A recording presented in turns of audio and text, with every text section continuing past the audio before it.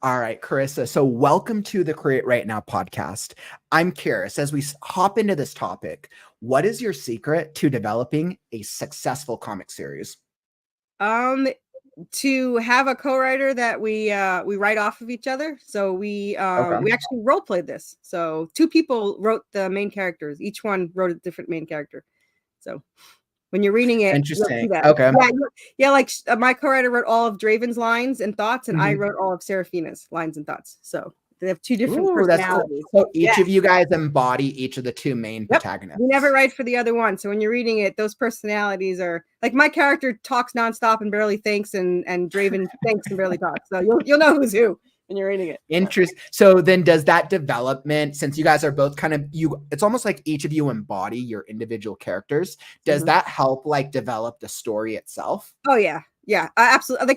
We say this all the time. Everyone's like, how do you write this? And we're like, we don't. The characters write it. We have nothing to do with anything. we sit down and we're the vessel, and we get yelled at if we don't sit and write. So the characters write the story, and yeah, we stand by that. So yeah. I think any writer can resonate with that. If your characters are talking to you, you must be a real writer. Yeah, are you kidding? They barely let us even breathe. They're like, go write. I'm surprised on that change to the laptop, to be honest with you. So yeah, I feel like that's what happens to me with my story with Last Scarecrow. I just have these like characters. They start telling you what their story is. Oh, I have a story when you want to hear it about me arguing with my character during a scene and them not letting me stop. And when it was over, I was like, that was actually pretty cool. I had nothing to do with it. So yeah, I'll never forget it. It was just I've had like arguments in my head, like, is this good or not? This one was like, I had no choice. They were like, you're just gonna fuck. And then that always becomes the question, right? It's like, is this good or not? Yeah, well, it wasn't according to the character. It's awesome. Yeah, my co-writer's like, where the hell did you get that idea? I was like, I have nothing to do with it. And my co-writer's like, I can't wait to see what happens. I was like, me too. Wow. So then as you guys develop this series with these two characters, do they end up, or I guess does the plot end up coming to life of its own with how you create these characters? Oh yeah. And in fact, when we first started, it was actually my role in my story that started all this. And when I started off, I flat out told my co-writer Jess that, listen, I have her having because they met when they were kids and they were separated for 10 years. I said, my character is going to be in love with your character. I already know that, but I don't want you to make your character in love with mine unless that's the way your character feels like when we start writing, because we haven't written together. We wrote together once, and 24 hours later, I wrote with people for 5 years. But for some reason with Jess, I was like, I wrote with her for 24 hours and I was like, I need you to do this role that I've held on to for 11 years. And Jess is like, I don't take roles, but yes, I want it. I was like, good. Let's go. But yeah, you can see like within like, I think it was like one reply, whatever, Jess was like, yeah, he loves her too. Like, this is just like that. There's no way. There's just this bond. And you can tell when we first started writing that my character, Seraphina, is this stubborn pain in the ass. I wonder where she got that. But, she's just like, she does whatever she wants. She doesn't care. She wants to protect Draven. Don't get me wrong. But she'll do it by pushing herself in danger.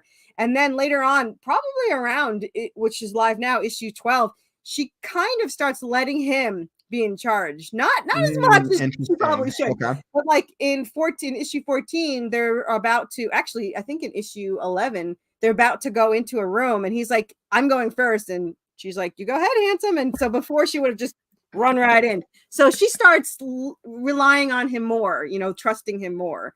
And so, I mean, she had been with herself for 10 years and so had he. So, they didn't have people to trust. So it goes on both sides. They start to really develop that bond. But you could see that because we started to develop that bond while we're writing. We didn't know each other when we first started. It was 24 hours. And I'm like, here, take my life's work and start writing it.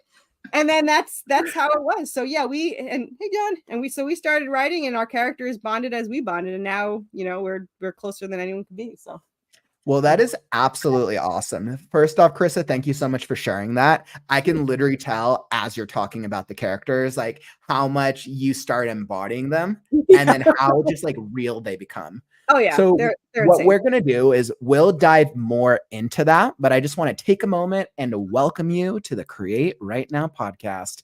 This is a podcast that is designed to help you elevate your craft and hopefully help us get a little closer to publishing our books, getting our stories out there, and helping us pursue that writing lifestyle.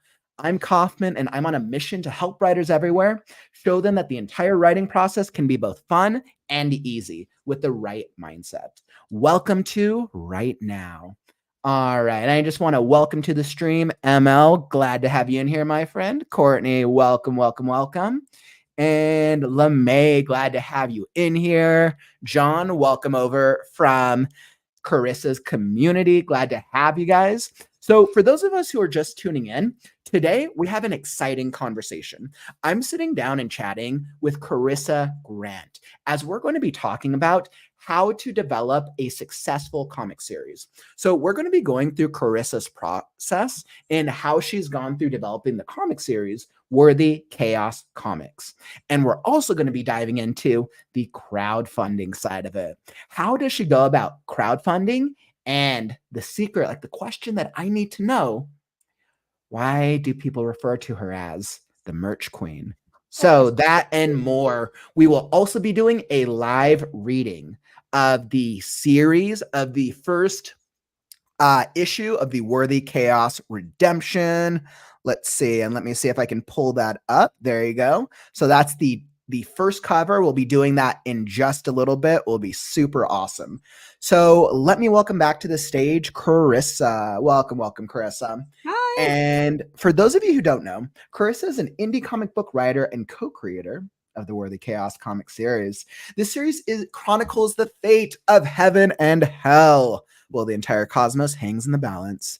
As we heard about Seraphina, a descendant of angels, and a demon descendant, Draven. Two souls bound by destiny must unearth their forgotten powers, unlock the secrets of their past lives, and rewrite the eternal conflict. Corissa is also known as the Merch Queen and successfully has a crowdfunding campaign for Worthy Chaos Comics. Thank you for joining me today, Corissa. It is an absolute pleasure. Yeah, thanks for having me on. I really appreciate it. And you read that so well. And it's so funny because we write it like the cosmos is in, jeopardy, which it is, but my characters don't care. They're just like, no, it's all about us. Like they've been called selfish. I could call it selfish chaos because they get called selfish by their guardian angel like 17 times because they're like, oh, the planet is in jeopardy. We're like, we don't care. We don't give a shit. I'm kind of curious, like, if you could kind of like describe. So I know I gave like the overall description of Seraphina and Draven. How would you describe Seraphina and Draven? As writers, we love characters. How would you describe them? So for anybody who hasn't read the series yet. So Seraphina is an angel descendant. Okay. She is also a supernatural hunter. 10 years ago, when she was a teenager, she had met Draven. However, pull them up so we can see Seraphina and Draven here on the screen. And so they didn't know it when they met, but they actually live multiple lives together. And every time they meet in life, they know instantaneously that they're supposed to be together, but they still fight it as much as possible. But so because of that, they kind of have a destiny put together. Their being together created a prophecy, which has been faked and kind of manipulated by people to kind of screw with them. Who doesn't love a good prophecy destiny story of being the underdogs fighting against the evil? Yeah. And look, we got a lot of evil like demons. Like I've seen some of the character art here. I'm gonna drop us from the screen for a second so people can see the background. Right. So just like look at that background of the comics itself. That's so interesting. And you have so many, like, there's like demons, and you got some Anubis, like horror creature there. I'm like, who doesn't love the Egyptian horror style? Like, that is so much fun. Yeah, they come into play more and more. Anubis actually joins in issue 2, and he makes it out like he's a villain, which is he's being manipulated to go after. So it's something that comes into play later, but way later he actually joins my character side. But for now he kind of just tortures them and all this fun stuff. I love Anubis, and I think it's issue 5 where he actually starts playing fetch with a hellhound, not realizing he's playing fetch with a hellhound, and then this hellhound just kind of follows him around as he goes. I know I kind of had this on the screen here, but so they could kind of see. I got like the half of it on this side. I was like, we got like evil Anubis over here. And by the way, the design and the style for these characters is so phenomenal. Like Yeah, my I hat's got off to really you and lucky. your team. Yeah. Well, let me tell you, I spent thousands and about 6 months looking for the right artist because Ooh, we okay. had these characters in our head, which apparently they couldn't see. So every time they drew, they just couldn't tell. I don't know why they couldn't read our minds. But we, even like an amazing artist could not get the look we wanted. And we Okay. had one artist before him that did issue 1 and actually screwed us over, stole like $3,000. I spent $2,000 trying to fix it. Oh, But no. did not like it at all. Mhm. No, Ryan, I do not sleep. So You're like, what is sleeping, right? Yeah. Chris, Yeah. have you ever sleep? No. No. A true writer never sleeps. No. I've gotten up at like 3 a.m. and I'm just like, oh, I gotta write this idea. But after the artist kind of screwed us over, I was like, I wasn't happy with it, and I have it here, and it's not bad. This is the original art. It's not bad at all. Ooh, let's look at that. But it wasn't Ooh, I love good that. enough. Yeah, so it wasn't good enough, and so I pretty much threw away the $5,000 and hired this artist to redo it. Okay. But actually, he found me. If you want to hear his story, he came to me and said, "Are you taking submissions?" And I said, "Well, I have 5 people doing free pages that they're doing to try to get the job." And I said, "If you want to do a free page, you're welcome to. If not, I will pay you to do a page after these people finish if I don't pick one." He's like, "I'll do a free page." And within 24 hours, it was pencil, inked, colored, lettered, 6 panels, and it was identical to the character that we pictured in our head. And we're like, "You're hired." So I hired him before you can ask my co-writer, and it's Corissa is a machine, literally. Yes. So yeah. So after that, he's been with us he's doing the 17th issue now. So, and we're as far ahead as you could see because 12 is live and he's doing 17. So, oh no. So that person that didn't work out, did they ask for everything up front? So they were very clever. I'm a bleeding heart. Yeah, I'm a bleeding heart. So I started with I was completely reasonable and smart for the first 10 pages. I was like, oh, I have to do goods and services, and I'm only going to pay for 10 in advance. And then, oh, the computer broke, and the goods and services takes 20 days, which it did, granted. But he's like, it takes 20 days, and I really need the money because my niece is sick in the hospital. And it was just like, I don't know, this guy killed a leprechaun or is the greatest scammer ever. So it was just nonstop. And by the time I was done, and to be honest with you, his character wasn't even the way I definitely wanted it, but it was closer than anyone had ever gotten. So I was desperate. It had been 6 months. So I was kind of more like, okay, I got to keep this guy, happy and whatever. So by the time I paid it all, I actually paid for pencil, inked, color, lettering for a book and a half. And I only got pencils for the first book. So I had to hire someone to ink, color, litter. And wait, how much did you spend on that? You said you spent what, a couple $1,000? Yeah, $5,000. You spent $5,000. You don't get the product. You don't get what you're really wanting. Yep. And then you end up finding this other artist. Yep. And how much did that cost? He actually wound up fixing it for $2,000 to build trust, and I didn't even have to pay him until the last page was done because he could tell that I was like, I don't want to do this anymore. Like I was like, how were you able to kind of tell like the difference in like the process and the quality?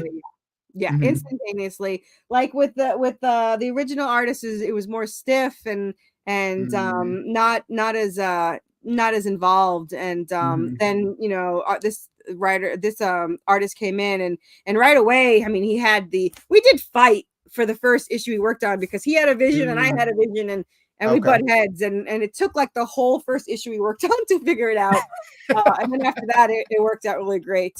But yeah, it took a while to get our mojo working.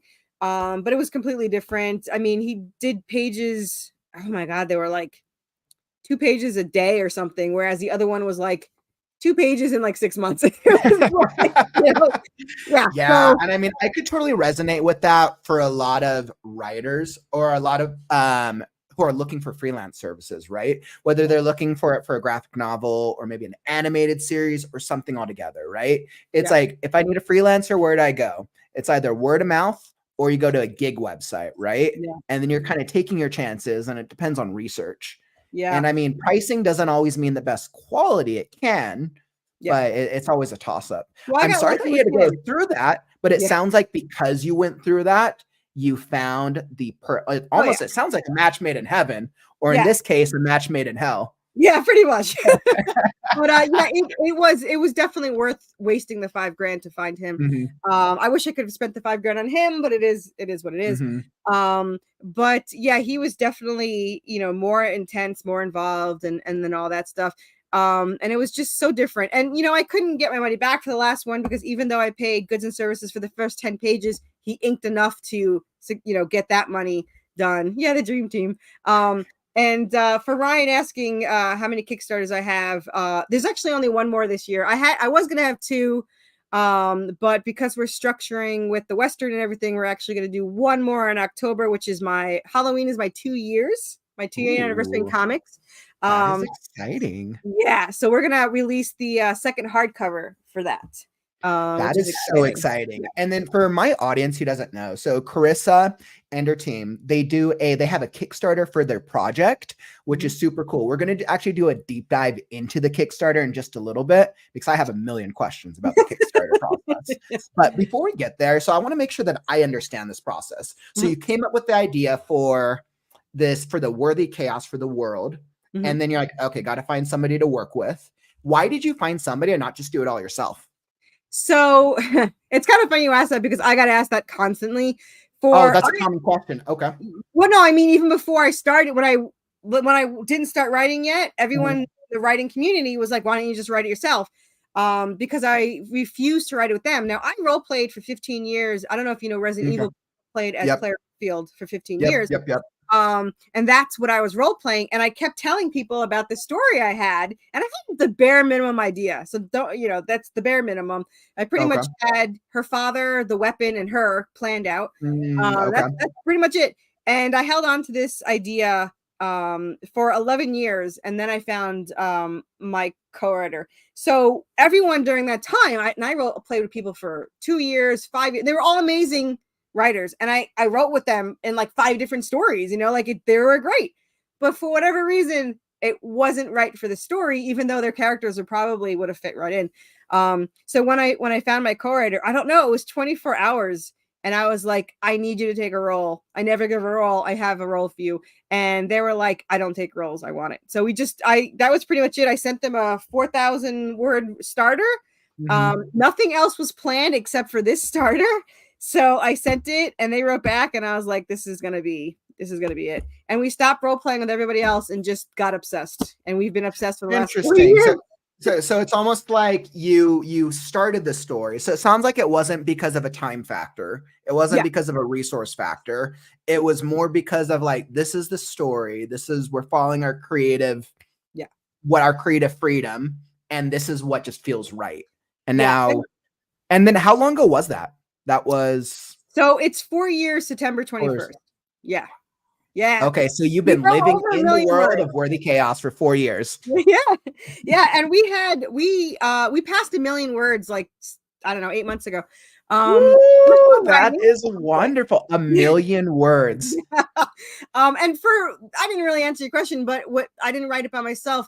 It just wasn't that kind of story. It needed to have 2 characters that, and the thing is, my character builds off of Draven. So like the way Draven reacts, my character reacts to it.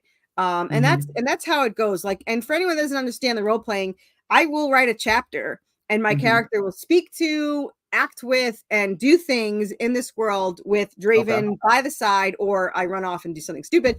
And then I will send it to my co-writer, and my co-writer will write the entire chapter again in Draven's point of view. And then he will answer any questions that Seraphina, asked or talked about. I will get all the thoughts he was thinking about while this was happening, and all that fun stuff. Which, if anyone doesn't realize, because all our comics are written as novels first, we have 15 novels already written, and they're not short. They're like 100 to 150,000 words. Novel. And just so for clarity, because I don't read a lot of comics, is a novel a single issue, or is a novel split up into multiple issues? I'm like, this is clearly my unfamiliarity. So like novel one Mhm. is actually 7 issues, and that's why the first Gotcha. Okay, so hardcover that's is how it's 7 split up. issues. So 7 issues, and each issue is a chapter, is kind of Correct. how the framing. Yeah. Okay. Yeah. So So that's basically that's the similarity to like one book. So each one book, one novel. Okay. yeah, I would say that from my besides my understanding of what I've done so far, about 9 to 11,000 words is about Mhm. an issue in my writing. Okay. Okay. So and that's combining our two together. So if our book, so this one, I think I moved a couple of things from this one to make it whatever. So but yeah, it wound up Okay. being about I think this novel, the first novel was about 90,000 words. So it was 7 issues. We'd Okay. actually, for book 2, it's only 5 issues because I took out 2 issues because, believe it or not, I didn't think they were exciting enough when it was being in a comic. Okay. Because And then you said so now you have 12 novels in my general. That's 15 where novels finished. 15. Okay. We're So 15. working, yeah, we're finishing up the 50. We're finishing up 13 or 14, and then we're finishing up 13, 14, and then we have one for Western, and then we're in the middle of the second one for Western. Wow. So it sounds like 15 novels worth, and it sounds like each novel, however many chapters, is roughly between maybe 50,000 to 100 per Yeah. novel. It sounds like just on average. The That's incredible, by the way, though. Yeah. That Yeah. is incredible. Writing words wise, they're about Mhm. between the smallest one is 60, the largest one's 150. Mhm. Okay. So it winds up being about 5 to 7 issues. Book 3 and book 4 Redemption, book 5, they're all like 12, 15. So I guess I should take that back. Wow. Um yeah. Wow. And like I know from I love this character. I just have to Yeah. keep going. I should have saved more of the I should have put up more of the covers before I should have thought about that. But like as I think about this, so okay, so that's a lot of words and that's a lot of writing, which is incredible. Yeah. And clearly it's probably made a difference because there's 2 of you who are Yep. developing this together. Mhm. Now, what would you say? And because there's a lot of writers who want to be able to be consistent and do that over time, regardless of what format you're doing. How do you manage to stay consistent with the process?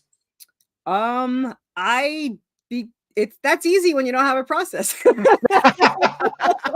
You're like, what is the process? Yeah, Madness. I've been asked like what's your writing process? I'm like, I turn on the TV. It has evolved. I used to turn on YouTube but pause it for some reason, which I think helps with the dyslexia because dyslexic people see shadows moving or whatever. Okay. So maybe pausing it makes my brain pause. I don't know. But now I've been putting on music because if I'm not reading my writing back, I can play music. If I have to read things back, then I have to turn off the music. So it's kind of weird. I'm the same exact way. I can have stuff in the background if I'm writing and creating, but if I have to start editing, then I have to just like focus. Yeah, I need some kind of focus. But generally I sit on the couch. Generally I've been putting on music, YouTube. Okay. I don't even think I hear it most of the time. And then I just start writing. And then I will pretty much write until generally between 2 and 6,000 words a sitting, depending on like for the Western, we're doing around 2,000 words because we're trying to interact more. Now, to keep in mind, when we wrote Redemption, we didn't plan it to be a comic. So we just wrote like, I think so you guys just wrote the story because Yeah. it sounds like you guys started with the characters and you're like, all right, this is the world we're going to create. Yeah. So what made you go the comic direction then as compared to like a book, an animated series? This is going to sound, well, animated series would be a money thing. But the book thing would be, and this is me being completely honest, and I think I said this to you before, I am not a good writer. My words don't translate very into now my co-writers does. Jess writes amazing and Jess will say it's not, and I'm the one that writes amazing. Wrong.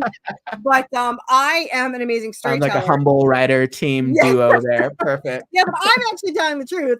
But so when I write, it's more simplistic. I tried the show don't tell and it broke my brain. I could do it, but it was exhausting. So pretty much I just write the story. I do write what the characters say, what the characters do, and I write it like a story, like you're gonna write a story. So when we originally finished the first 5 books, Mhm. I was thinking, I finally have a talent and I can't do anything with it. I was like, I can't make a novel. This is such a great story. And I'm biased, I know. But I was like, I made a great story. I can't do anything in it. What am I going to do with this story? It's going to go to waste. So I said, listen, I'll just print it out at lulus.com. I'll make us each a copy and I'll get a cover made, you know? So I went to get a cover made and I was like, all right, I got to find an artist for the cover. I was on Upwork or Fiverr, and I was like, you're like, oh yeah. no, was this the problem one? No, this was just what caused the idea. So I said to my co-writer, all of these are cartoony. I was like, because we had actors in our mind when we were writing it. Okay. So I was like, these are all cartoony. Do you want me to keep looking for realistic? And my co-writer's like, cartoony's fine. And then this really expensive light bulb went off, and I was like, oh, I can make a comic. And I was like, how hard can it be? Like the stupidest thing I've ever said in my life. So it's the hardest thing I've ever done. And and so that was it. I was like, let's make a comic. And I hired an artist. And I'm going to tell everyone that the first script, I didn't know how to do a script. After I hired this artist, I went to bed and I wrote to my co-writer and said, I don't know how to do a script. Like, I mean, I had not thought of this at all. Like, this was just like, I want to do a comic. Now we're doing a comic. No thought process whatsoever. No planning like a smart person does. No. So I said to my co-writer, I don't know how to do a script. And Jess is like, you'll figure it out. And I was like, all right, fine. So I wake up, I watched a 20-minute YouTube video and I was like, yeah, I could do this. After I hand in the first script, my letter is like, did you want to see any of the art or did you want all dialogue? And I was like, oh, this is not a novel, right? That's how this works. So my first script was 3 scripts. So, so that was easy. But yeah, that's how it started. And I've been addicted right now. I think 27 scripts are written.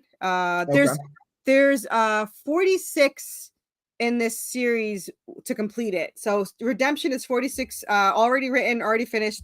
If we do go into series 2, that's 30 issues already written. Series 3 is in the middle of being written, but now we're hyper focused because we're probably ADHD on the Western. So we started like 3 weeks ago, and I think we already have 10 issues written.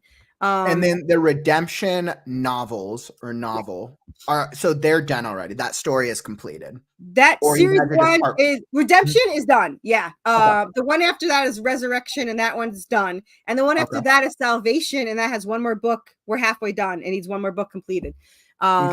So then instead of completing it like a normal person would, we're like, let's do a Western because we're psycho. Now the you know what? I think a true writer would. I think as any true writer, we have multiple projects, and then we follow the inspiration. So now the Western's called Devastation, and what it is, the last issue was always already written because what happens in their last life is directly the reason why Redemption life is completely different than all their other lives. It's very hectic. They get betrayed, they get screwed over. It's very, very devastating, hence the name. And that's why the Redemption had to happen. So that's why it's different in Redemption. So with all these different series, do they all take place in the Worthy Chaos, the same universe? They're all connected. They're all the same characters. Perfect. So Redemption. So we're always following Seraphina and Draven. Yeah. I only have room in my head for one character. There's plenty of personalities with just one character. But yeah, so the thing with Devastation is it's their previous life. And in their previous life, you get to meet them and you get to see them. It's a little bit different than Redemption because Redemption is purely supernatural survival horror adventure. It's like they're just trying to get away from their fathers that are their father. And you can totally tell that from the character art. Like you got skeletons, you got zombie, demon, dog, hellhound. I'm like, it's definitely a hellhound. Yeah, you can definitely tell from the character art. So with this story, it kind of, and the reason why they're separated in certain books, like book 1 is 1 through 7. It's kind of like a Silent Hill situation. They're in a town, and the town is being merged with hell. Try to keep them there as they're trying to get Seraphina's soul to activate this angelic weapon that could tip the scales of heaven and hell in their favor. That's why both angels and demons want it. Her father wants it for another reason, but you don't know what it is till way later. So that's, and then after that, they try to get away, and they go into a haunted asylum when now they're trapped in this haunted asylum. And that's book 2. So now they're trapped with giant salamanders, which is our homage to lickers from Resident Evil, because I hated those things. Zombies and ghosts. Once they get out of that, then it goes into Resident Evil 2 kind of, and they're trapped in a town that's infested with zombies, and they meet up with 2 other survivors, which is my favorite because Jealous Draven is the absolute best. I love that. I love the vibe already. I love being able to banter off of those characters, and it's just so good. So 14 through 22 is my absolute, 24 is my absolute favorite. So then you have that, and then after that, you're halfway through the series, and you're in they get sent to an island, and then that's the whole rest of Redemption. The Western, they're trying to actually hunt down cryptids so that they can get these ingredients to cure her of what she needs to get cured of. The only problem is that these cryptids have to be alive when you take the items from them. So like you need to keep the Wendigo alive when you try to get one of its antlers, you know. If you kill it, and that definitely has such a Western vibe. Yeah, right? That has that like underlying like cowgirl, cowboy. Yeah. Scene. You have to go wrangle the critter, and we're done. Yeah. So there's also the fathers are after them, of course, and the underlining villainesques are the fathers. Their powers come out in this one almost right away. Unlike Redemption, they don't come out until like probably, I think, the end of book 3, around 24 issues, and then it doesn't even stay. And in this one, they have their powers sooner because they've met. They didn't get separated for 10 years, so that kind of affected things.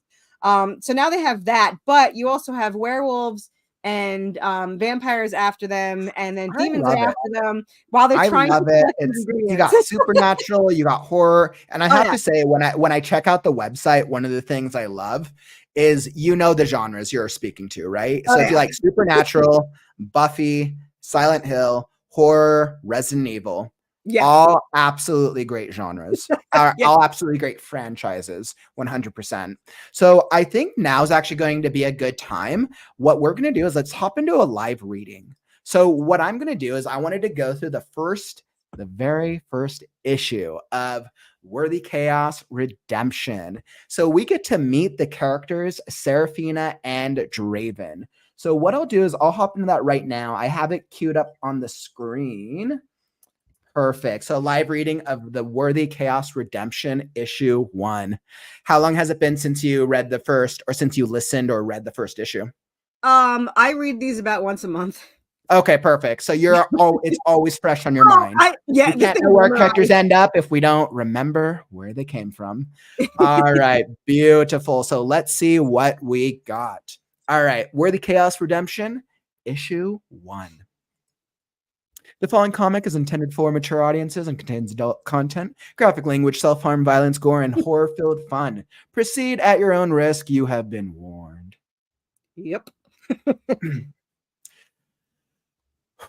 All right. This will be my first shot at a graphic novel, so we'll see how this turns out.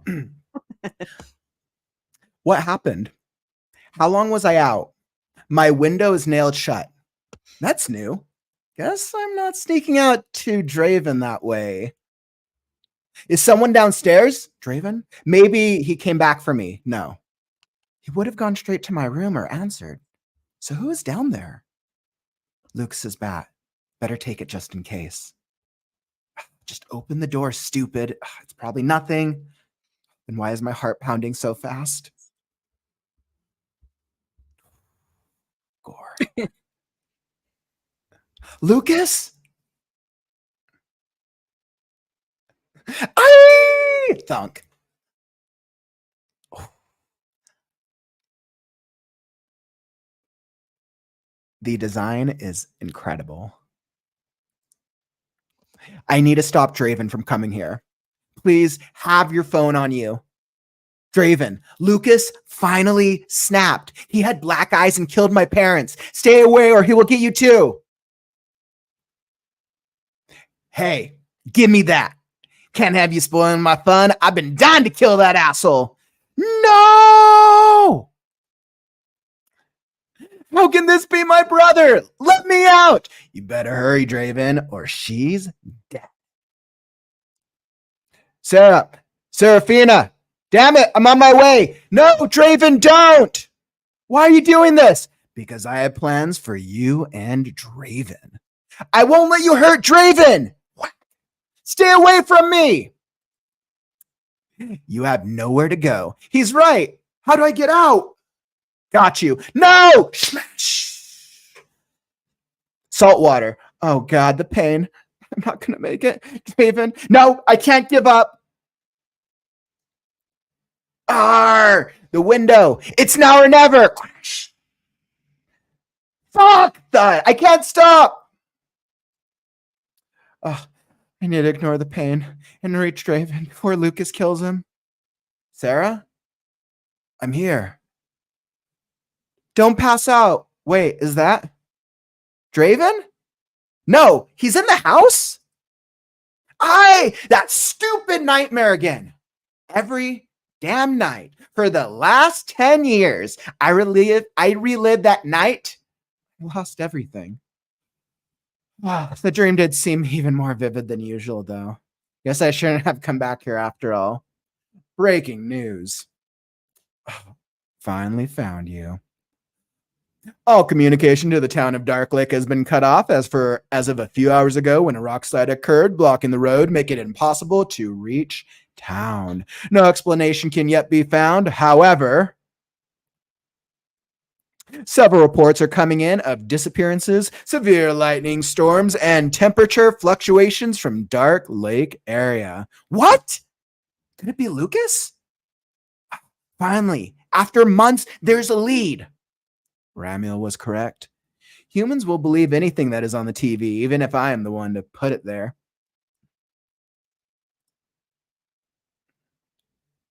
Hello, Sarah. Whoa, where the fuck did you come from? And it's Seraphina.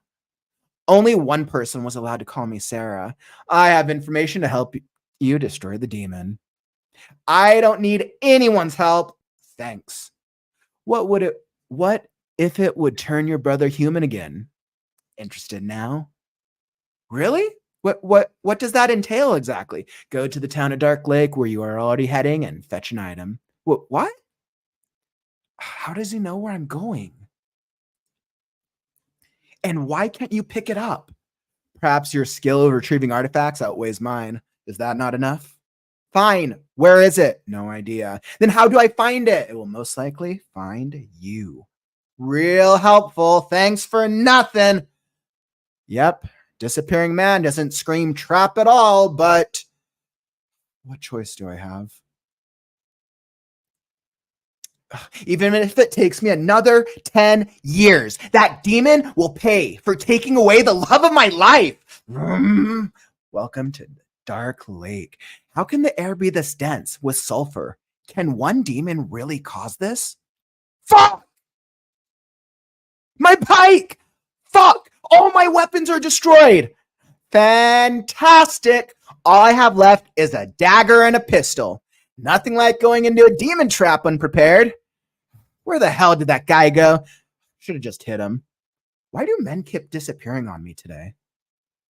Holy hell. This town feels dead. Where the fuck is everyone?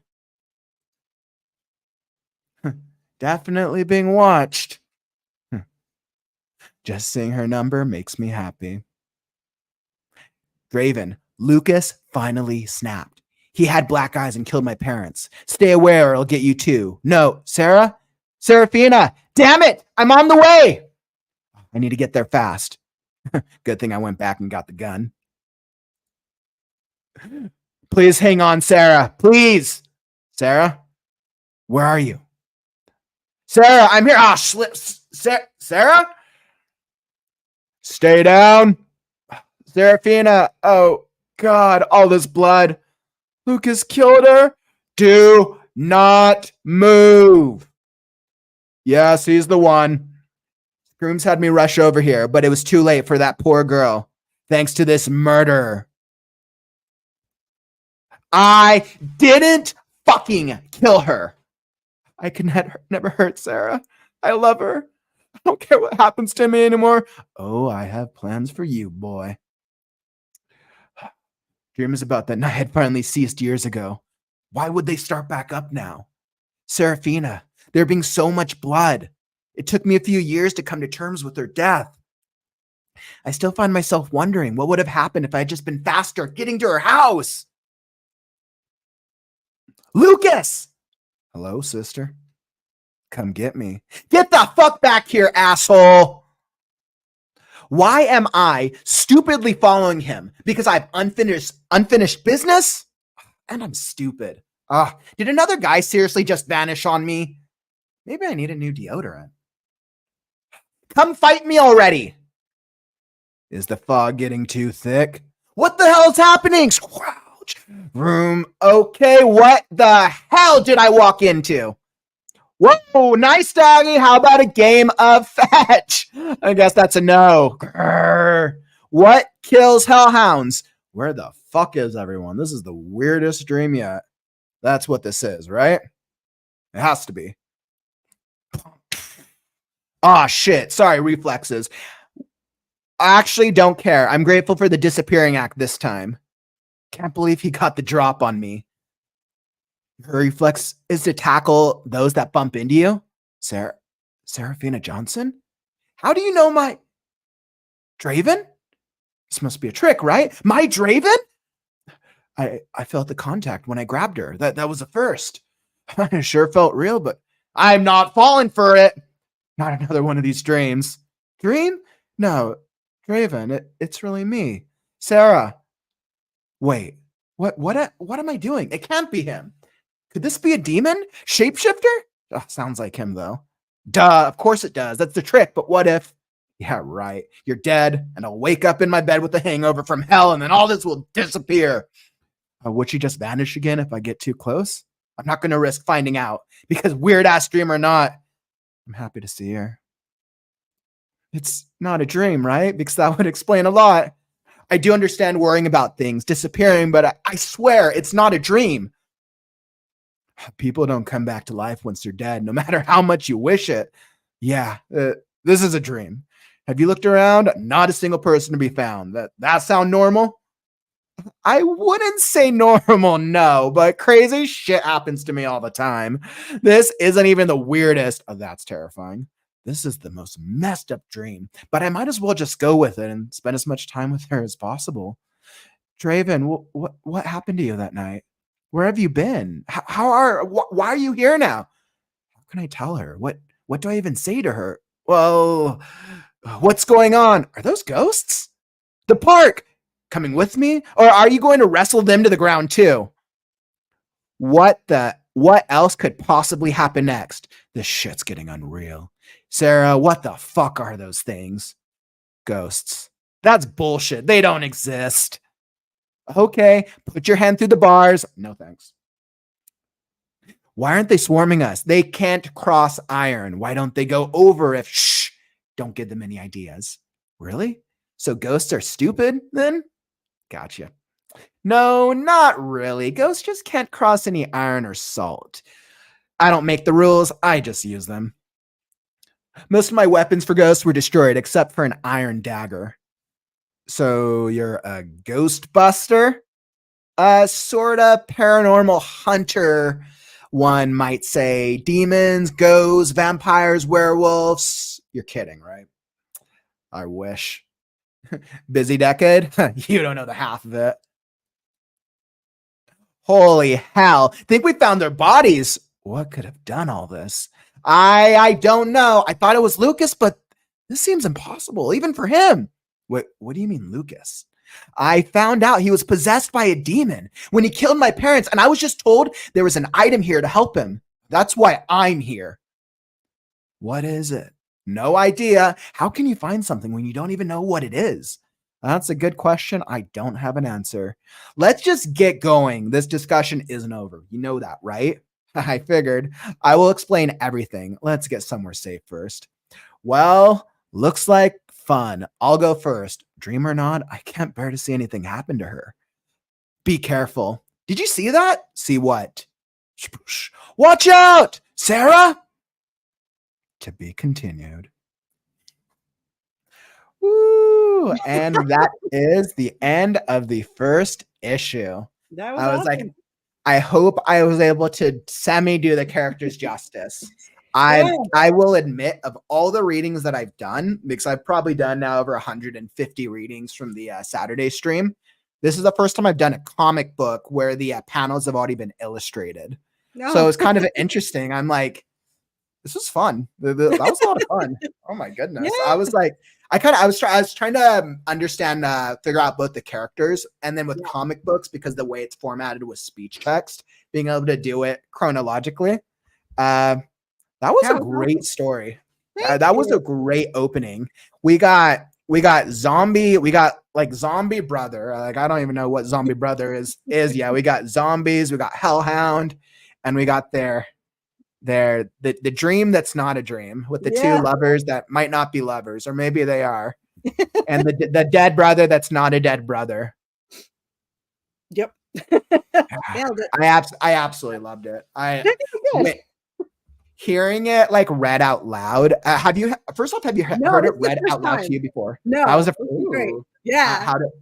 How was it hearing like the more like less on my part, but more just like hearing the story aloud from the very first issue, with like how far you guys are? I hate you, because now I want animated even more. Like, I'm just like, I was like all entranced in this. I was like, wow, why isn't this moving like an animated movie? So, well, you know what? When you're ready to hire the voice actors, you there's you did Draven really well. I mean, you did them all really well, but you did Draven better than I thought. Like, I was like, oh, that's pretty impressive. So yeah. I had a lot of fun with them. It's always interesting because in a lot of the stories I actually get a lot of female protagonists.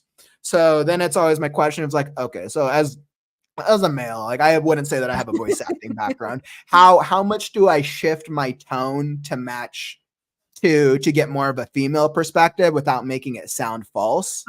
That's always a challenge I ask myself. I know I could do more if I practiced, but it's more just like in the moment of like, okay, well, we'll see how it sounds. I would say that I could tell which character was which. I mean, like, I could tell you when you switch characters. So you did very good with the switching. And even I get that with a lot.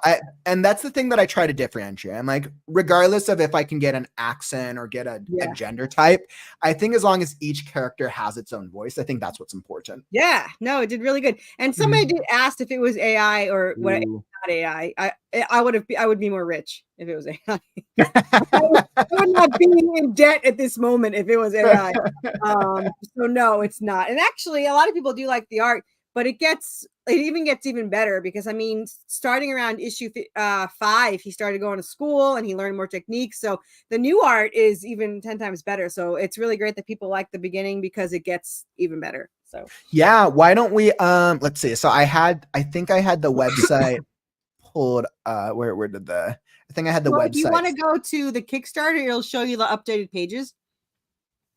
Okay, beautiful. So give me a second. Let me switch over to that, and let me do a quick ad real fast. So for those of you who are just tuning into the stream right now, welcome to the Create Right Now podcast. So what we did was we just did a live reading of the first issue of Worthy Chaos Comics, which, I had a lot of fun doing.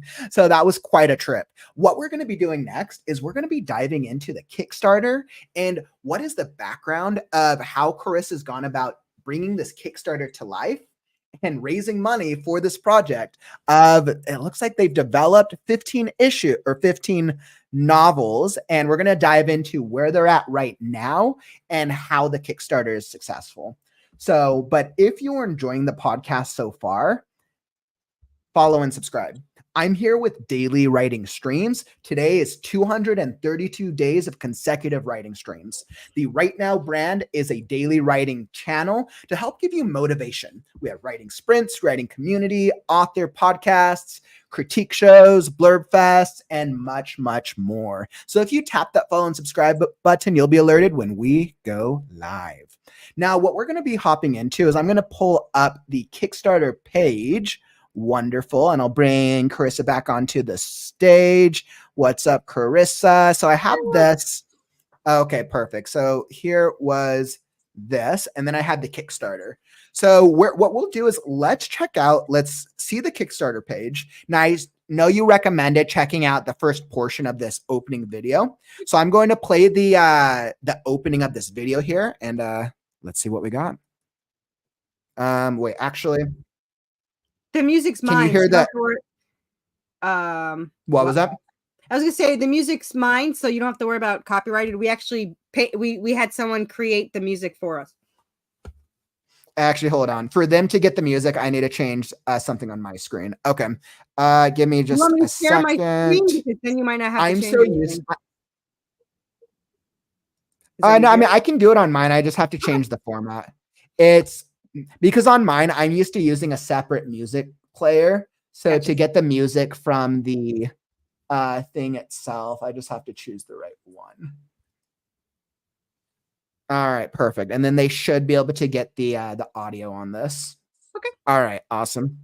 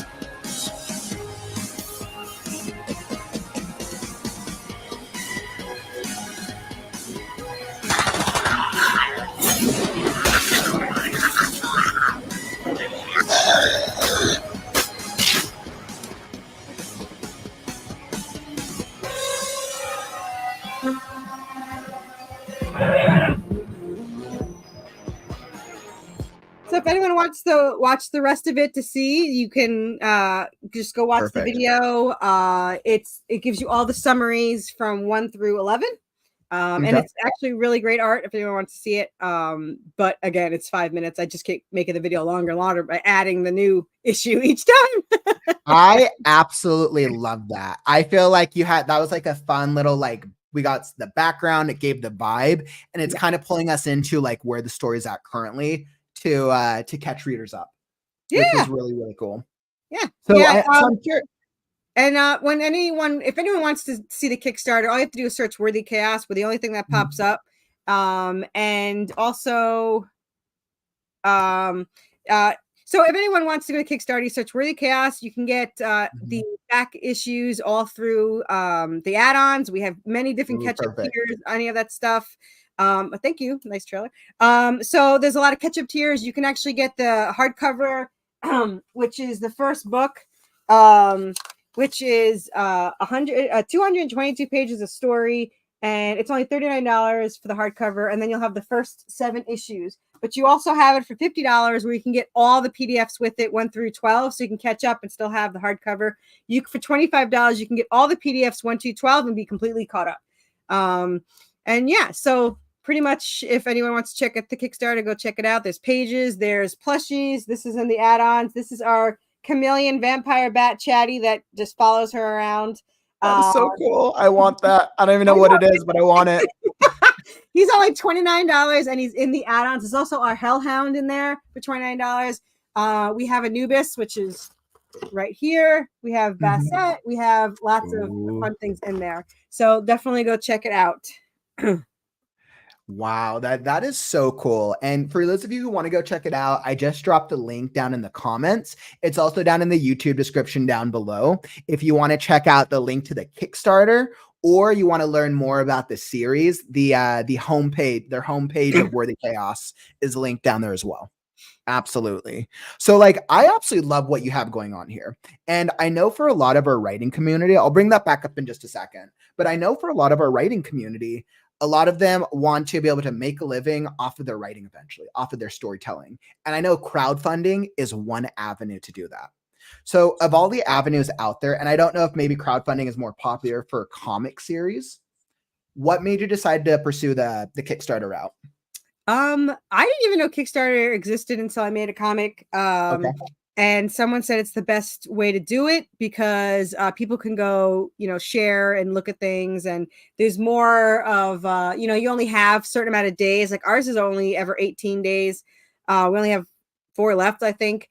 So people, are more enticed to go spend money than if you just have a website, which we do, but we don't really update it with new things. You have to get it through Kickstarter. And then the crowdfunding helps people to keep track of everything because we release a Kickstarter every other month. So people don't have to wait long. And for anyone that doesn't realize it, generally in Kickstarter, you're funding it to be made. We're a little different. It's already made and in hand. So when our Kickstarter essentially they're funding production costs then for probably you're paying off my credit card that is filled with comic stuff that I've bought. But I mean that makes sense because essentially you're just treating it as an investment and with planning on getting the return on it. Yes, we're so pretty much everyone's like, oh, you must be rich. I'm like, no, I'm like 20 grand in debt. But people don't realize how much production costs. They have no idea. The reason why I did it this way, because a lot of creators do not, because they're smarter than me, but I do it to build the trust of you don't have to wait 2 years for your issue. You literally, when the Kickstarter ends, you get your item within 7 days. We ship it out in the 7th day. Is that a common problem with is it like Kickstarters or more Kickstarters that around comics? It's any Kickstarter because generally they need your money. I don't say they have enough. I have faith in mine. That's why I do it. But they need your money to make the product. Yeah, like they might not even have a concept made. Generally in comics, they have like 2 to 3 pages made, which is what they show you. And then you have to wait the 3-4 months from the make it. And it can be 2 years. Interesting. That makes sense. And they ruin it for people like us that are prepared and ready to go. A lot of people in my group are they get them out pretty quickly. My one of my friends, Lori, has Path of the Pale Rider and she gets them out within 3 months, but you're getting it. But I've read so many posts where people are like, I've been waiting 2 years. I'm never gonna. And that's just frustrating, right? And I think if the artist is clear on expectations, like, hey, it's gonna take 6 months, that's one thing. But I think when it's like, okay, this is going to be ready eventually, I think that creates that frustration gap. Yeah. And that's another thing. Like if you get an artist who's working on more than one project, that's why mine are in hand. Like people know they're going to get the comic. You know, you're going to get the next 5 because they're already made. So you're already going to follow along in the series. So it's pretty much a way to build that trust to know that you're going to get your comic, you're going to get the next comic, you're going to get the next 5 comics.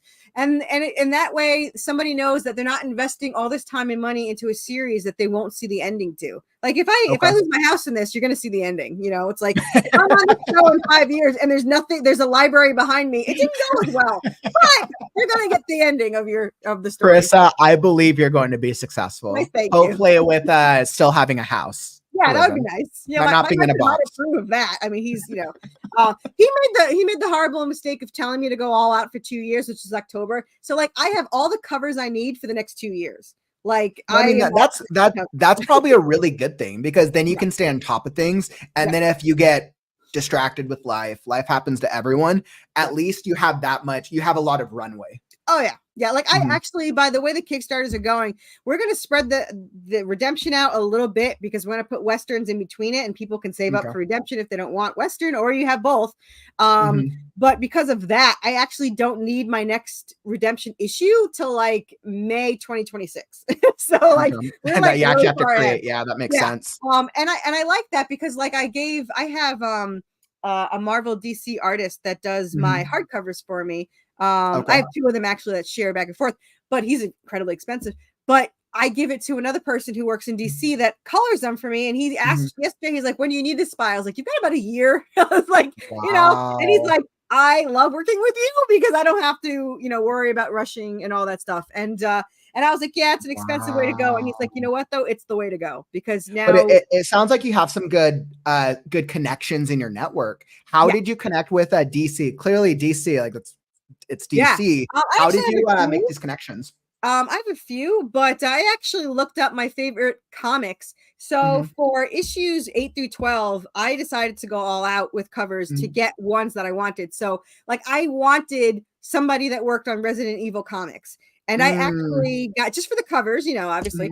But I found Jeremy Rampak, who actually does the interiors for Injustice, which is a DC comic, and the Resident Evil comic books. So I was like, I need a cover from you. And it was so effing amazing that I was like, you have to do all of them now. And they're like $1,000 to do a hardcover. So he does. But I mean, it's probably a good return on investment because if the cover's not good, people don't read it unless Exactly. they're It's already part of the community. absolutely. And I That have to makes say, sense. like, he just nails it out of the park. Now, this one, my first hardcover, is actually DC artist. Jeremy Rampack worked in DC, Marvel, Blizzard, Capcom, IDW. He did it all. Man, those are some big names. Yeah. So this is Ken Hunt, who worked in DC for 10 years. He did Batman, Superman, Harley Quinn, and a bunch of other. Red Sonja. No, not he wasn't Red Sonja. The one the cover you showed was. This is his most popular cover, by the way, both on his own and for me. But he did both of them, and it's colored by, I don't know, a lot of people know this name. You might not know. No, I think this was this one right here. Right, yeah. this is the one. Yep. So the colorist for this one is actually Lady Death Universe's internal colorist, Cece Dela Cruz, who a lot of people know. And for the colorist for Jeremy Rampack, Dave Kemp, he actually did colors for Spawn, DC, Marvel, all those things. He's an angel, that guy. He puts up with so much crap for me. But he's got 4 on the burner for me, all hardcovers I don't need for probably about a year. But I'm just like, I want to have it. I want to see it. It's more for me than anybody. Everything I write is for me. And I'm just lucky enough that people will pay to read this. That people really enjoy that experience as much as you do. Yeah. Because, a lot of people say, someone wrote to me. I get a lot of people asking me, I need tips on how to write, or I need tips to do this. And he said, how do I know what to write or what's popular? And I said, don't write for anybody else but yourself. You write it for you. And then that way, when it's written and done and you see it done, it's for you. And anything else is a bonus after that. So the I think that this is the challenge that I see with a lot of writers, because like that same piece of advice for one writer it works and they're wildly successful. For another writer that doesn't work because it just doesn't resonate with people. I'm of the mindset, like, I think it comes down to balance. You have to like believe in your creative self, and you do that successfully. Like, clearly when people spend money, people prove trust with their wallets. So clearly the market has proven that up into where you're at. But then for other times we'll put it out there and it just doesn't hit that level. So I think it's finding that balance of like your passion for yourself, being true to yourself, and then also understanding how people react to whatever world you've created. Yeah, my mentality goes from anyone can do a comic book to I can't believe I did a comic book to when I gift wrapped all my comics before I ship them. So whenever I'm gift wrapping these, I'm like, I can't believe somebody spent this much money. I have people spend between $100 and $300 on on their own by themselves. And I mean, it's not surprising because people are willing to spend money on things that they love. People will spend thousands upon thousands of dollars on cards, collectibles, trading top, because they love it. People will not give $5 to somebody, an influencer online, if they don't connect with it. Right. So it's really just, what do we place value in? People will make money for what they love. And I know you wanted to talk about the Queen of the Merch thing. The funny thing about that is I didn't come up with that name. I forgot who named me that. But what happened was, and I got this asked every time when I first started, why do you have so much merch? And I'm going to give you. You have a lot of merch. I have a merch. You absolutely do. Yeah. Okay. So for anybody who's just tuning in, right? So Corissa has been deemed by one of the members in her community as the merch queen. On her Kickstarter, there are like, they sell a bunch of different like collectibles and plushies, and oh god, that's so cute. That's so cute. Yep. Oh, I love this. So why the merch queen? How did they deem you this? So it's really super simple. I wanted it, and now it's tax deductible, and it just kind of like everything I've ever wanted, I buy it and I can sell it, and now it's tax. So I literally have everything I sell. I have one of everything. So like some of the plushies that are like more rare, like I have some like this one and this one, they're handmade. So they're only like 1 or 2 made. I make one for my co-writer, one for me, and then I sell one. And that's pretty much people end up. So do the plushies do well? Oh yeah. I like it. If about creating a universe, I wouldn't even know what types of merchandise to go with, right? There's like most people go shirts and apparel seems to be what's common. But I'm like, I did, but I wore them all. So I sold like 1 or 2, but it's so hard. What size are you? What size are you not? And will it fade? I feel bad if it cracks or fades or whatever. I might do eventually like direct to shirt, which is way more expensive. Mhm. But yeah, the plushies, I love seeing the plushies. I buy these Mhm. commercially made. Mhm. These are commercially made, So when but you say commercially made, like I know literally 0% about what goes into like the production or the design. Is yeah. that a matter of like go find a company, they do all the things for you, and you just give them the design? Yeah, so I give them the design Okay. and they make it, and then I give them a credit card. But I Yeah, had how to much does that type of thing cost? Is it usually like a man, bulk? thousands. Yeah, I have to. Yeah. Well, That with this makes sense. company, I could do a little bit better. I mean, if I bought them 2,000 at a time, I'd get them for like $1 each. But I don't. Do you buy Don't have them that. beforehand? So do you buy them and then they get shipped to your place Yes, or a I buy warehouse them or first. wherever? Like Okay. the ones on the add-ons now, like these I already got in the mail. Okay. But these are on there, they're getting created now. And the only reason why they're on the add-ons, usually I have to have things in hand. This is only prototype. The Mhm. reason why I did it is because so many people saw it and they wanted it. That's the only reason why I put them in the add-ons. But Mm. generally I don't. And they get shipped separately for anyone that wants to know, Mhm. because I send out the comics within 7 days, and when these arrive, then you'll get those. That Um, makes sense because I know you really care about your community getting the comics as yeah. soon as possible, especially when they pay with money.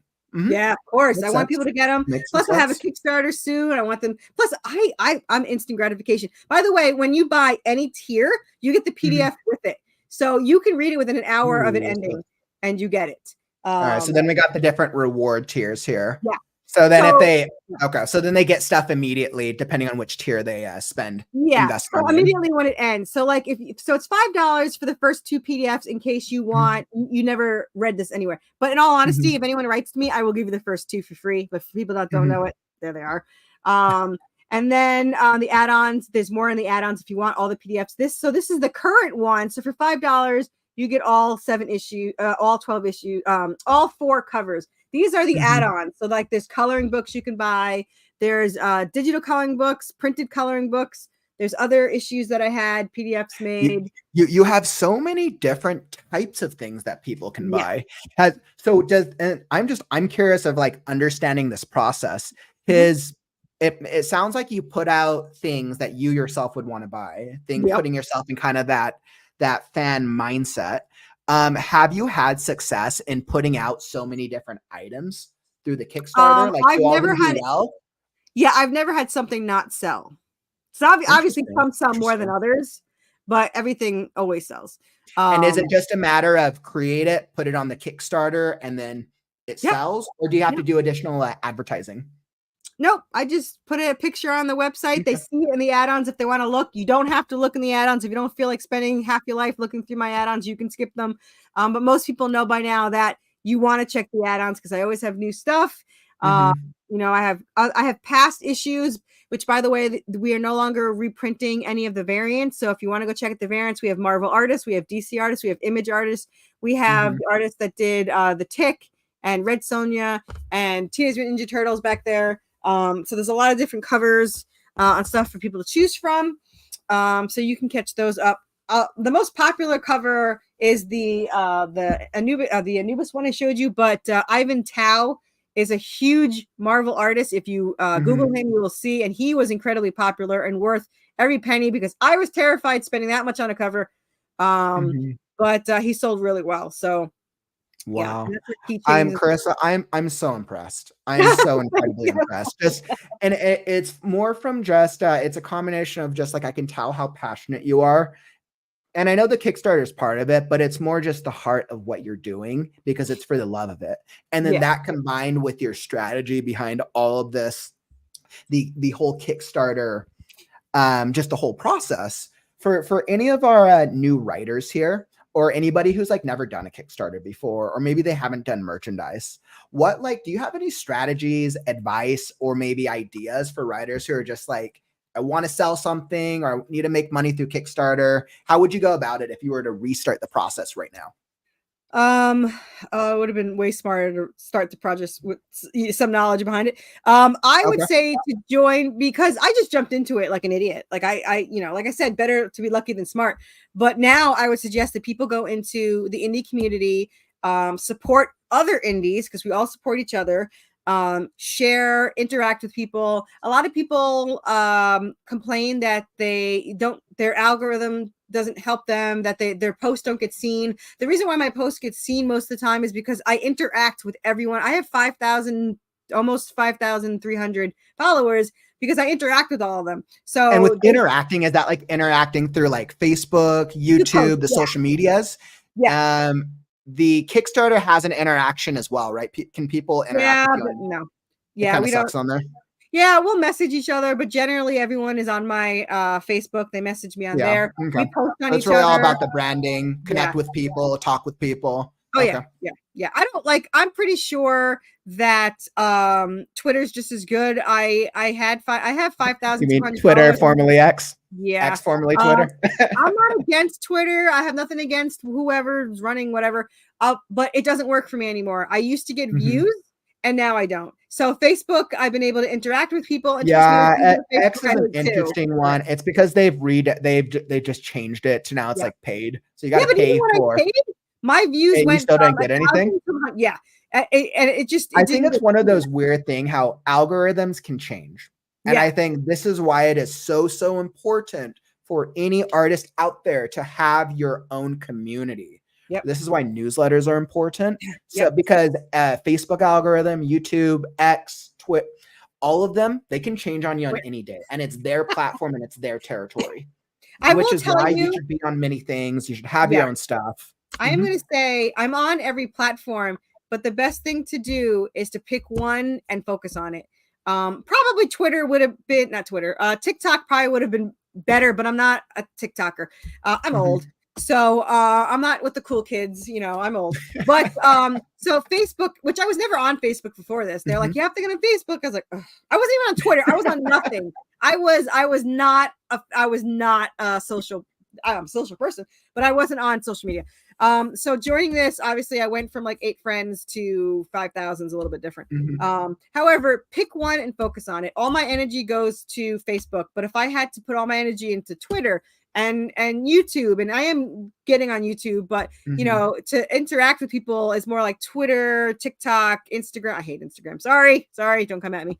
But it sounds like, are you having growth on more than one platform, or do you just predominantly focus on Facebook? I'm primarily focused on Facebook. It's really interesting, Corissa. Because there's two opposing strategies out there with at least with social media growth. The one strategy is focus one platform, go hardcore and build that one. The opposing strategy is do all the platforms, be everywhere. I know that one of the business people I really like is Gary Vaynerchuk. And one of the things he always says is be in all the different platforms, right? Obviously, you have your home, which is your main platform, right? Facebook. But you're also going to take vacations. You're going to go to restaurants. Sometimes the restaurant might be Instagram or maybe Threads or X or YouTube. That doesn't mean ignore the other platforms, because anytime you put something out, just because you're not on one platform, people are everywhere. But you do want to focus the effort while still doing all the things. Right. And I think that's more of the strategy that I take, while also valuing and recognizing how much time do I actually have. If I have 1 hour a week to do social media, like I'm doing one platform. Like I don't have time to do that. I literally made Instagram because when I went to a comic fair, none of them had Facebook or Twitter. They were all Instagram. So I had to make an Instagram. People keep telling me that Facebook is like that nobody's on Facebook, but the writing communities on Facebook are very, very active. Yes. I think Facebook is one of the platforms that continues to have it has a lot of attention, or not, it doesn't have that much attention, but a lot of people are on it. Whereas Instagram has an extreme level of attention, so it's hard to get growth on it. Like that's just the nature of where it was at. Was that the case with Instagram 10 years ago? No. Will that be the case? For all we know, next year, Facebook will be difficult to get people on. Yeah. Right. And that's why do our best now with what we have. Exactly. Yes. And what they're saying in the thing about the algorithm stuff is very true. And what they said about interacting with people. I love interacting. That's why I have the show every Monday at 8 p.m. If anyone wants it, it's on the Worthy Chaos YouTube or on my Facebook. And this is a great call out. So for those of you who want to go join Corissa, so Corissa streams every single Monday with other writers and some other artists. Yep. Is your partner, your writing partner, do they join on that as well? No, Jess is a little more shy than me. Jess would be the assassin Draven who hides in the shadows. But so matching the character type. Yeah. Okay. But I am on there and I'm talking to people. And if anyone does do their comic or whatever, we welcome anyone to come on and talk and chill out. The only thing and that's at the Worthy Chaos Comics, the YouTube channel. Yep. And you can find me on, I think it's Worthy Chaos. Yeah, it's either comics or chronicles. And then you could find us on, if you add me on Facebook, Corissa Grant, we stream live through there and all that fun stuff. And our business page, Worthy Chaos, also we stream through there. And I just dropped it down in the chat, but you can find Worthy Chaos Comics over on Facebook or YouTube. The information is also in the YouTube video description as well. Yep. Find us on there. We interact with everybody. We like to talk to everybody. We don't have a plan at all. Unlike Jared here, who's smart and has like a plan and talks and, but that's only because I spent so many years not having a plan, right? I learned, like, trust me, I tried the YouTube thing in 2 previous eras of my life and got burnt out every single time. I've written probably well over 50 different projects between scripts, stories, books, but had the problem of not being able to finish stuff, right? So knowing that, I've learned from 30 years of writing to go into this with a very specific strategy. And so far it's working, but I think at heart, it's because I'm loving the process, right? And I think I'm motivated by what I'm passionate about. And then I get to talk with cool people like you, Corissa. Like you're awesome. Cool. Thank you. You're very easy to talk to, which is nice. I've done some shows. I didn't think I talked to you before. I did like 200 shows. And only 3 of them, I would not, maybe 4 or 5, I would not go back on. One was, I'll never give their name, but one was he had no interaction, no reaction to anything I said. He'd be like, really? Okay. Yeah, nothing. Like no smile, no laugh, no that. He would ask a question, I would answer, and he'd be like, okay. And then I was like, you're killing me, Smalls. Like, I don't know what to tell you. But yeah, that was a tough one because as you can see, I obviously am very animated. So to have no one to interact with that way was kind of tough. Yeah. I mean, the best podcasts I've seen, I think, is because it's an authentic conversation about people who are talking about whatever they love. Yeah. I think that's what is one of the best shows that you've been on, and like, why was it amazing? That's a tough one. There's been so many. I'm gonna let you think about that for just a second. Perfect. Let me throw this to our audience right now. It's time. Let's do our Q&A segment. So, do you have a question about the development process of a comic series? Do you have a question to Corissa about her process, or do you want to know more about how to crowdfund a comic series predominantly, or maybe a type of series through Kickstarter? Drop your questions down the chat and we're going to pull them up on the screen. Drop your questions and let's get some good questions going for Corissa. So keep those questions coming. But so Corissa, as I was asking, so what was the best episode or podcast you've been on? Why? If you want somebody to help you, well, first I'll say the Madness channel is very good.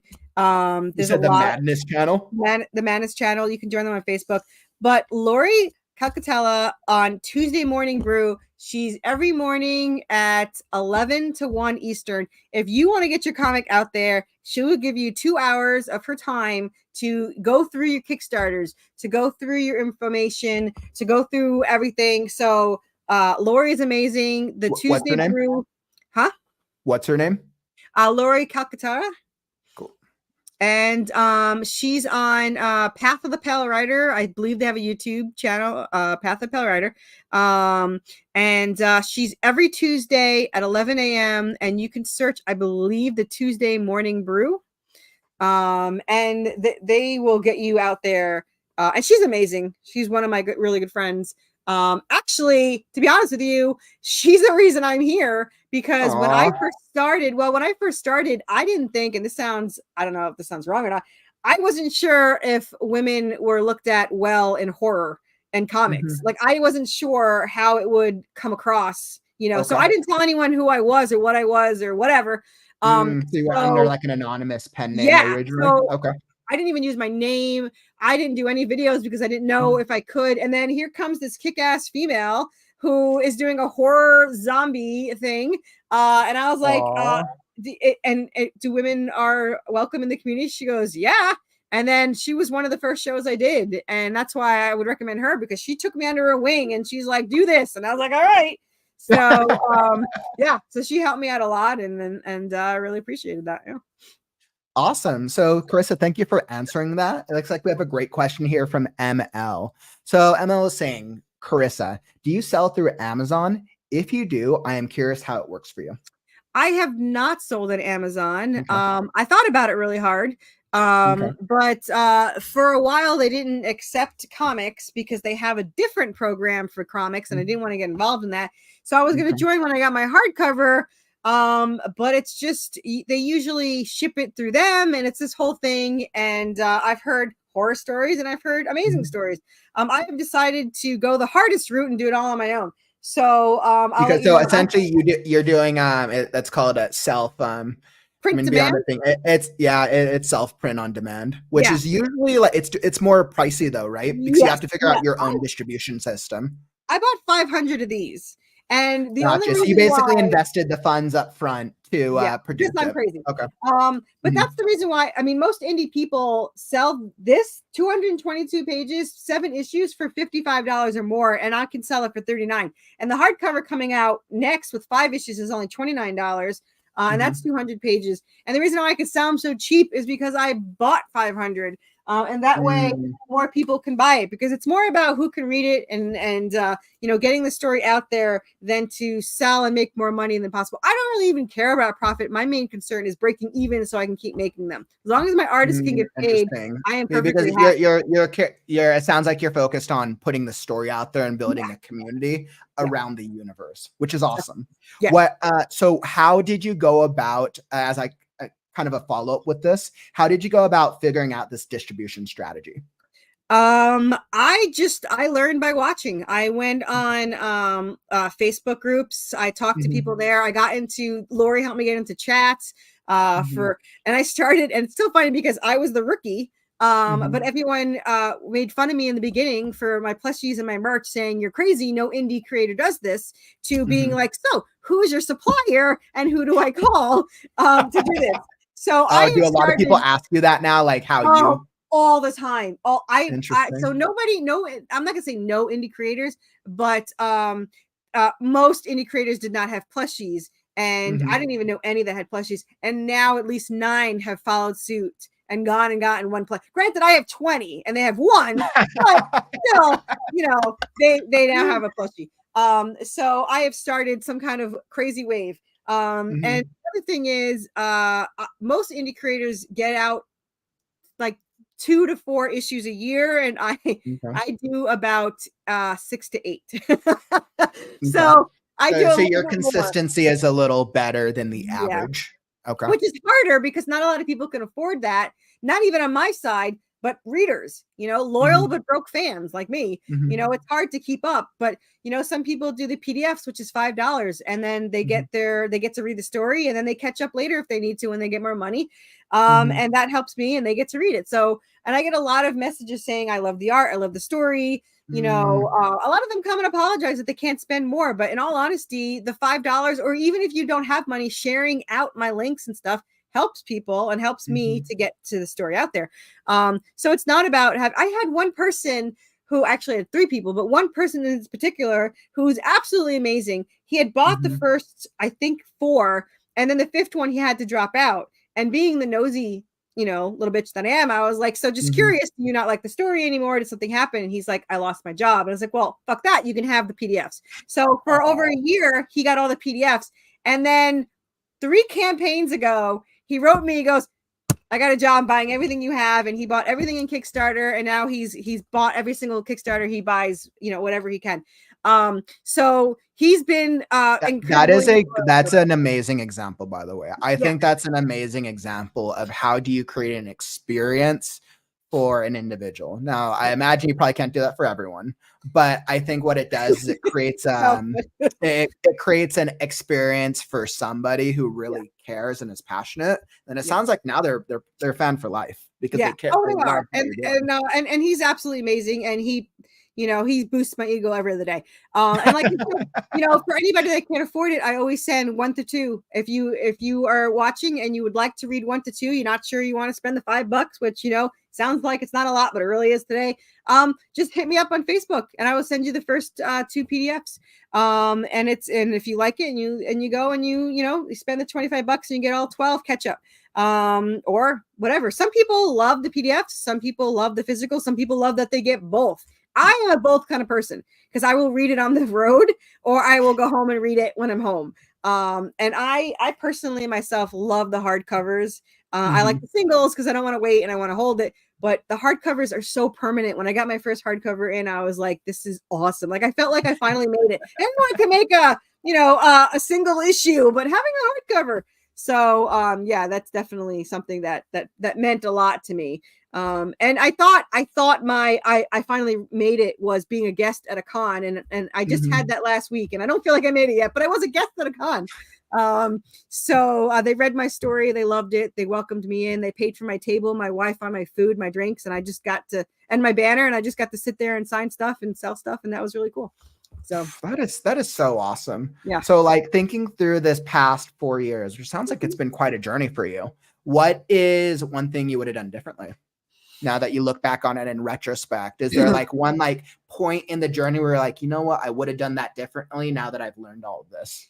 I mean, if I was smart, I probably would have had more distance between the Kickstarters so that I can get more followers before, because it's harder to catch up when you're on issue 12, which is one of the reasons why I do the hardcover so that people can catch up cheaper.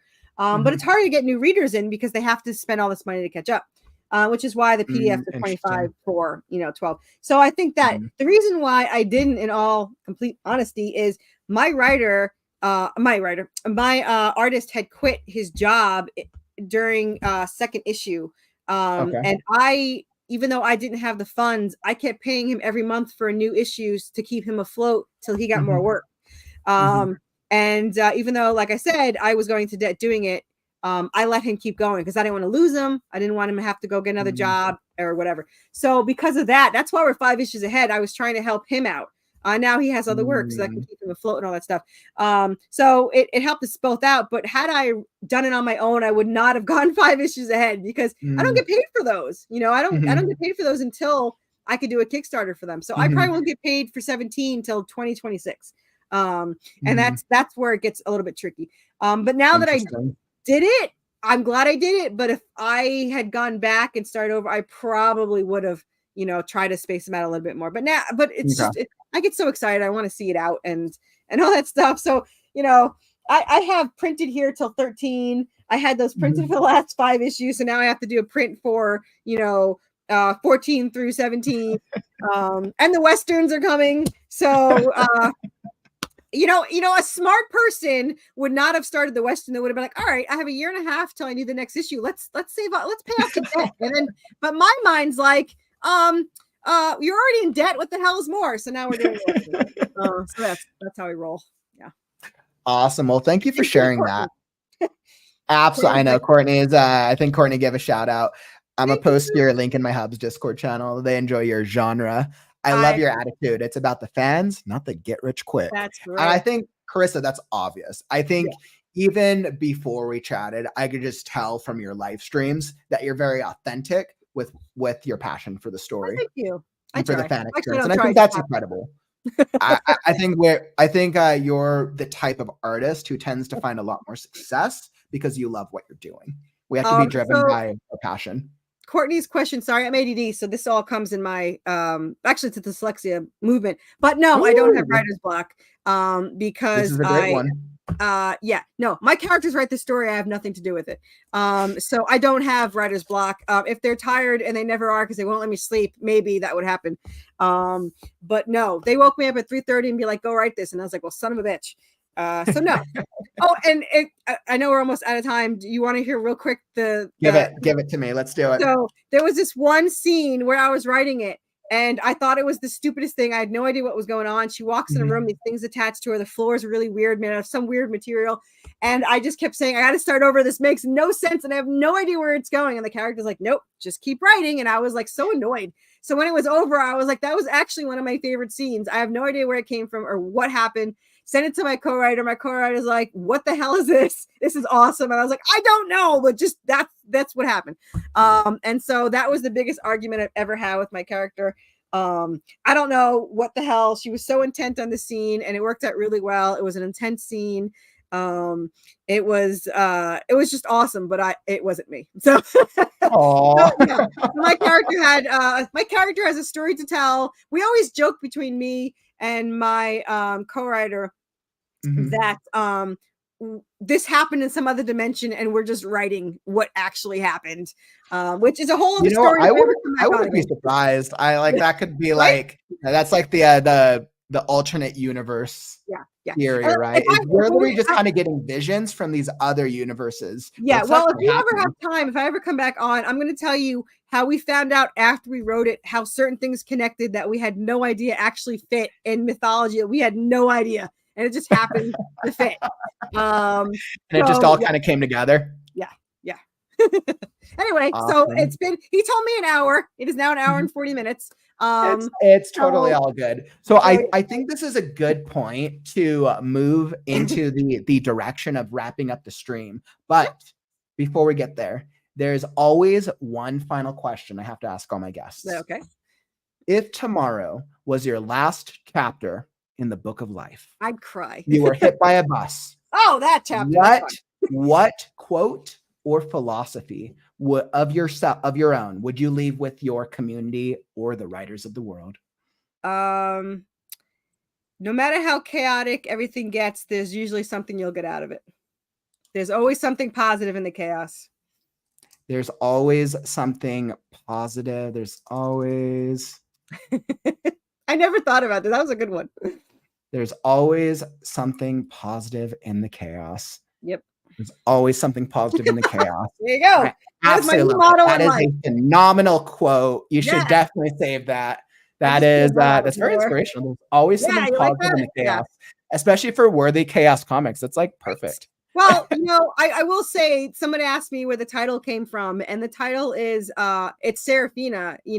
She creates all this negative, and Draven always says it's worth it. So she's the worthy chaos. So for anyone that wants to know where the title came from, that's what it's for. Oh, I absolutely love that. I'm going to write this down. That was a good quote from me. Well, Corissa, it's been absolutely phenomenal today. And once again, for anybody who wants to know more about you or they want to check out your stuff, where can they find you once again? Literally search Worthy Chaos anywhere. Search it, Google, search it. The best place is Kickstarter. We always have something live or in pre-launch. We already have 7 things ready for pre-launch. So it's all ready to go. I forgot 2 times ago and everyone messaged me. So there it is. The day my Kickstarter ends, a new link will be up for pre-launch for the next one, and you'll be ready to go. So Worthy Chaos, search it on Kickstarter, Google, Facebook, Twitter, whatever you call it, and then there. So I'm wherever chaos is, which is so true. Wherever chaos is, because there's always something positive in the chaos. I'm writing this shit down. Corissa, it's been phenomenal today. Thank you so much for joining me. Thank you for having me on. This has been awesome. And your guests and your whole stream there are awesome. You guys are amazing. I know, right? The Right Now community is awesome. I feel like I found like a lot of really cool writers who are just ask really great questions and they care about the process. Yeah. I love people that interact and all that stuff. Yeah. Awesome. Well, Corissa, I'll definitely have to have you back on, and you're awesome. Thank you. You're good for my ego. All right, beautiful. And as we get into creative writing on the morrow. So first off, thank you for joining me today. This has been a phenomenal episode. Sitting down and chatting with Corissa, I learned so much. I feel like I now have to go start creating merchandise and a plushie scarecrow like immediately. I'm like, what are all the things? I need a Kickstarter. I need 10 plushies of all my characters and all the merchandise that I'm missing out on, and some really good character designs. So I've learned a lot. Definitely make sure that if you hopped into the stream a little late, to definitely check out the replay, because there is a lot of value about how Corissa developed the series and her method with the Kickstarter campaign. And if you're looking for something to watch next, down in the YouTube description is episode 9 of the Create Right Now podcast. It was an episode about mental health, and it was absolutely phenomenal, as I had sat down and chat with author Pat Awney. It was a great episode. So if you're looking for more, go check it out. And don't forget, like the stream on the way out. Let me know that you got value out of this. Help us show the algorithms that writing streams are cool. All right. And yes, it's been phenomenal. All of you are awesome. I absolutely appreciate you. ML, thank you. Courtney, bomb.com, LeMay. I'm glad to have all of you in here. And that, my friends, brings us to the end of the stream. Don't forget, words are wind, but stories are forever. I'm Kauffman, and I'll catch you on the morrow. Stay creative, writers.